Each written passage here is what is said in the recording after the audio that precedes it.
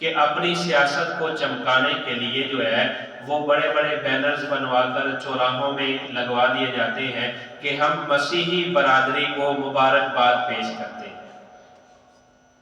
ہم مسیحی برادری کو مبارکباد کس بات پر مبارکباد پیش کر رہے ہیں؟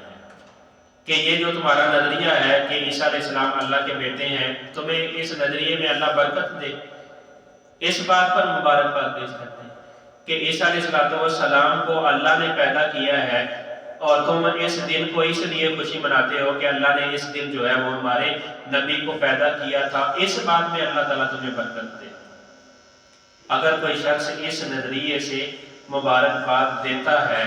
تو وہ تو بالکل ہی دائرہ اسلام سے خارج ہو جاتا ہے۔ اور اگر کوئی اس نظریے سے نہیں دیتا، بعض لوگ سیاسی طور پر جو ہے سیاسی طور پر کہ ہمارا یہ نظریہ نہیں ہے، ہم یکجہتی کے لیے، ہم ان کو اسلام کی طرف راغب کرنے کے لیے، ہم ان کی دل جوئی کے لیے کہ کسی طرح ان کی دل جوئی ہو جائے، وہ یہ تصور کریں کہ مسلمان تو بڑے اچھے لوگ ہیں، اس لیے کرتا ہے، تو پھر بھی یہ یاد رکھیں اب اسلام جو ہے نا وہ کمزور نہیں ہے۔ یہ اس وقت حکم تھا جب دور اسلام کا ابتدائی دور تھا، اس وقت یہ حکم تھا کہ آپ غیر مسلموں سے جو ہے وہ دل جوئی کریں تاکہ وہ آپ کی اس عادت کو، آپ کے اس اچھے عمل کو دیکھ کر وہ اسلام کے اندر جو ہے وہ داخل ہو جائیں۔ لیکن اگر آپ نے دیکھنا ہونا کہ اسلام کمزور ہے یا طاقتور ہے، اگرچہ ہمارے ایمان کمزور ہیں لیکن اسلام اب کمزور نہیں ہے۔ اگر آپ نے اس بات کا اندازہ لگانا ہو کہ اسلام کمزور ہے یا طاقتور ہے، تو آپ کبھی دیکھیں کہ اسلام کو ختم کرنے کے لیے پوری دنیا میں کتنے مذاہب ایسے ہیں، کتنے لوگ ایسے ہیں، کتنی پاور ایسی ہے، کتنی طاقتیں ایسی ہیں کہ جو اسلام کو ختم کرنے کے لیے کوشش کر رہے ہیں، لیکن اسلام دن بدن بڑھ رہا ہے، کم نہیں ہو رہا۔ ملک شام کے اندر کہا جاتا ہے، بغداد شریف ایک شہر ہے،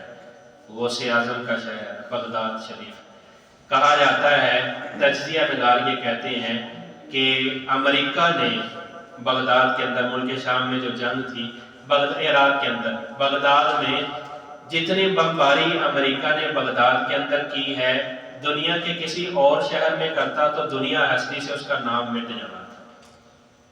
بغداد شریف کے اندر، عراق کے اندر۔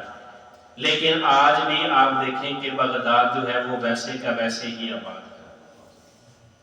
اسی طرح جتنی سازشیں اسلام کی خاطر کی جاتی ہیں کسی اور مذہب کے لیے نہیں کی جاتی۔ اگر ہم اپنی اسی بات سے اندازہ لگائیں، میں اور آپ، مجھے اور آپ کو اپنی روزمرہ کی مصروفیات سے وقت ہی نہیں ملتا کہ ہم کسی کی طرف دیکھ کر اس کے لیے سازش کریں۔ میں اور آپ اپنے روزمرہ کے معاملات میں، اپنے اہل و عیال کے رزق روٹی کے معاملے میں اتنے مصروف ہیں کہ کتنا تو وقت ملتا ہے کہ یار مل جل کر بیٹھ کر کوشش کریں کہ ہندوستان کو کیسے نقصان پہنچایا جائے۔ کبھی ہم نے ایسا تصور ہی نہیں ہے۔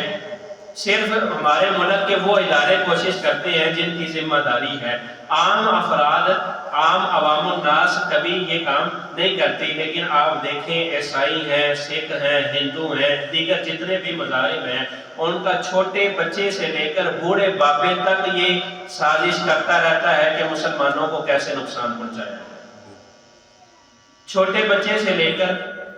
اور بوڑھے بابے تک، وہ کسی ادارے کا ملازم ہے یا وہ عوام الناس، عام عوام الناس ہے، وہ ہر لمحے، ہر دن، ہر وقت کوئی نہ کوئی ایسی پلاننگ، کوئی نہ کوئی ایسی ذہن سازی کرتے ہیں کہ جس ذریعے سے مسلمانوں کو نقصان پہنچایا جائے، اور پہنچا بھی رہے ہیں، لیکن اسلام کو کمزور وہ نہیں کر سکتے۔ ہمارے ایمان اگرچہ انہوں نے کمزور کر دیے ہیں، لیکن اسلام جو ہے وہ کمزور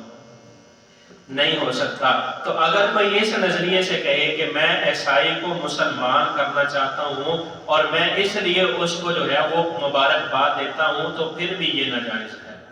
اگر آپ کسی عیسائی کو مسلمان کرنا چاہتے ہیں، اس کو سورۃ اخلاص پڑھ کے سنائیں۔